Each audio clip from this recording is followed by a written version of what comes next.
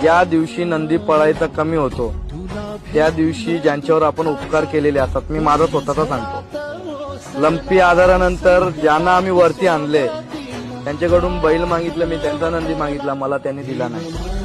त्यांनी सांगितलं 2 मैदान बघू कसा पळतोय काय पळतोय, मग पुढच्या मैदानाला आम्ही तुम्हाला आमचा बैल देऊ. मग मी बोललो तुमचा बैलच नको.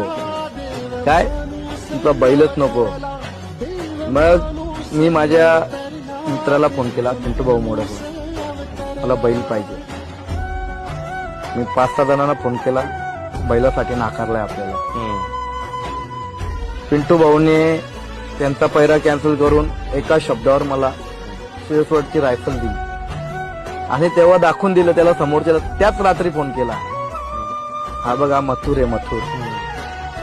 तिथं वडकीचं एक चांगलं पारितोषिक घेतलं इंद्र केसरी. त्याच मैदानाला मी बोललो, हा